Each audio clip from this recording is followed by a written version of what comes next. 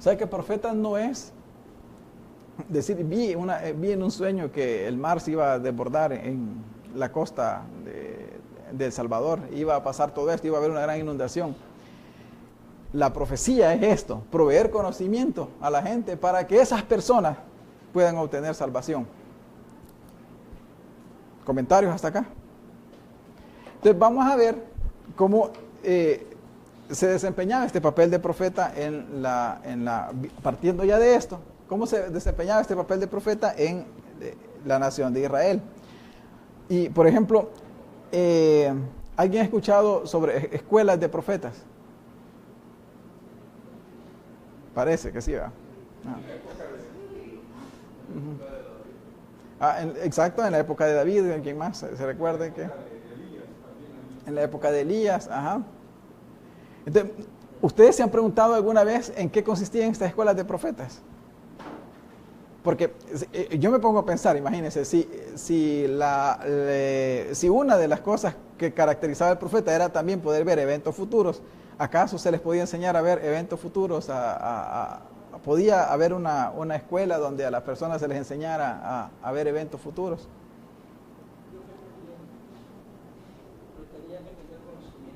Uh-huh.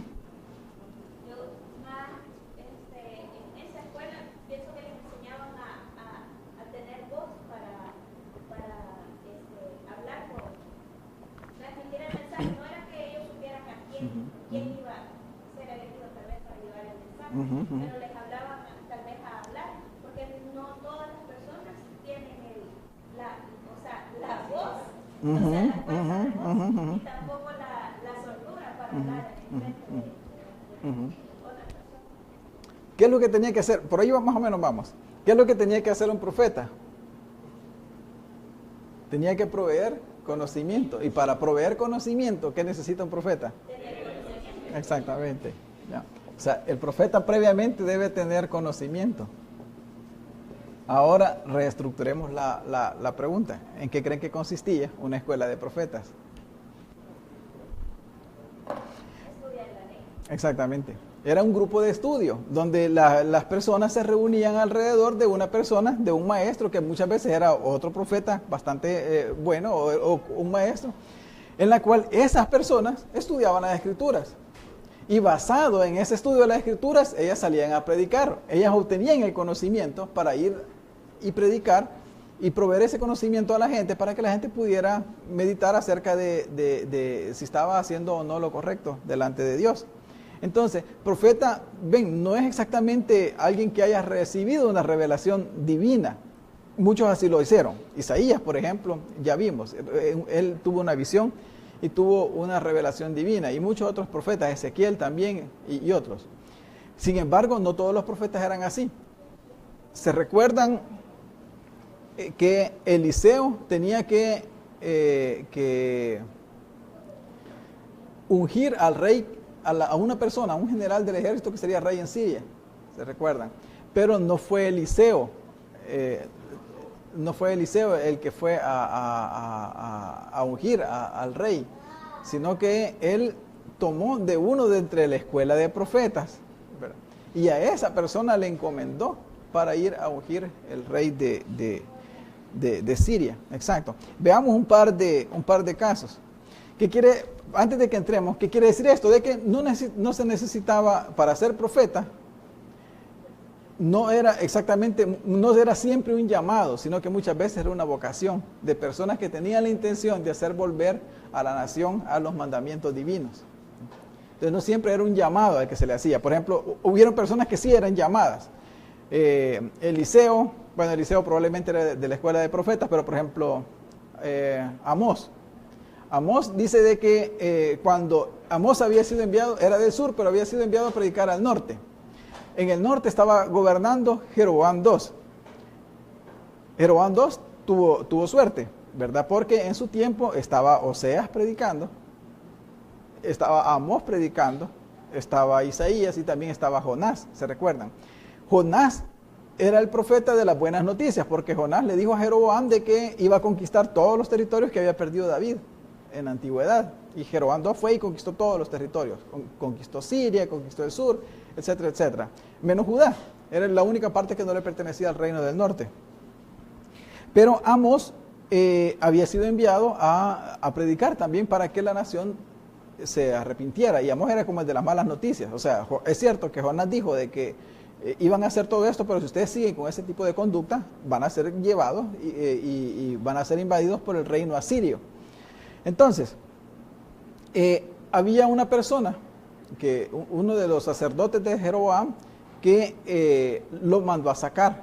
Primero se quejó ante Jeroboam y le dijo de que, mira, allá anda un hombre, Amasías, exactamente, allá anda un hombre que dice que vos vas a morir, que Jeroboam va a morir, va a ser llevado cautivo. Entonces, pero Jeroboam no actúa tan mal porque solo lo manda a sacar de la nación de Israel, no lo manda a matar. Y Amasías llega y le dice a Amós, mira, profeta, ve y profetiza allá en Judá.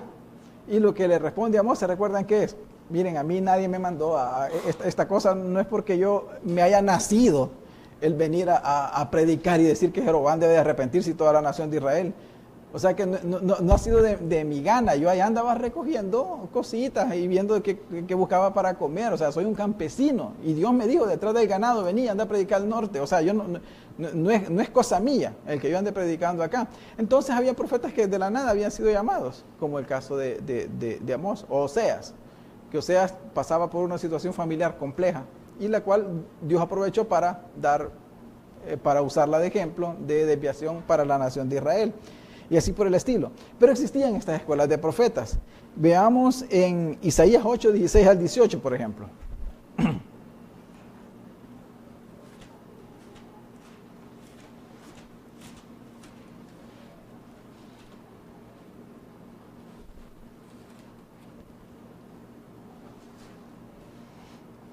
Isaías 8, 16 al 18. Alejandro, ¿puedes leer?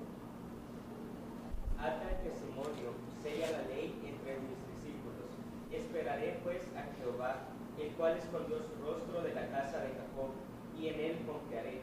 He aquí, yo y los hijos que me dio Jehová, somos por señales y presagios en Israel, de parte de Jehová, de los ejércitos que mora en el monte de Sion.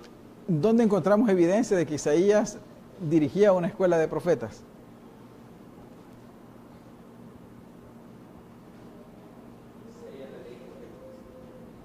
Ajá. Exacto. Sí.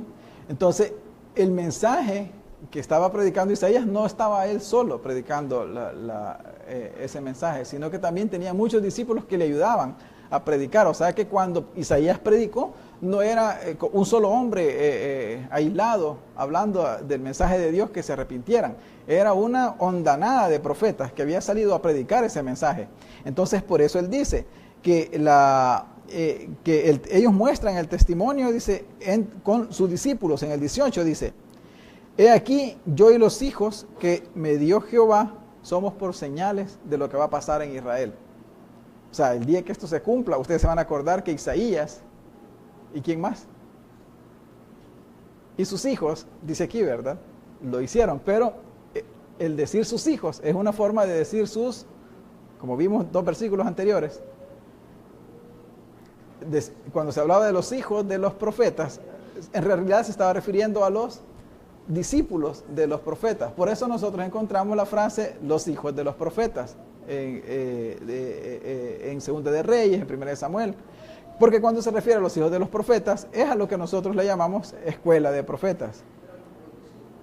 Eran los discípulos de los profetas, exactamente. ¿Cómo? Ah, exacto. Ese era el discípulo era como un hijo, así es. Sí. Jesús de alguna forma habla de esa misma manera cuando habla de que cuida a los que me diste, ¿verdad? Entonces de alguna manera los toma como bajo su protección cuando habla de sus discípulos. Entonces así tenemos hijos de los profetas en el tiempo de Elías, en el tiempo de Eliseo, en el tiempo de Samuel habían hijos de los profetas. Y se acuerdan de, por ejemplo, en el tiempo de Eliseo, luego de que Elías partió, Eliseo era el que dirigía la escuela de profetas. Y hay un suceso que es bien, que es un poco triste al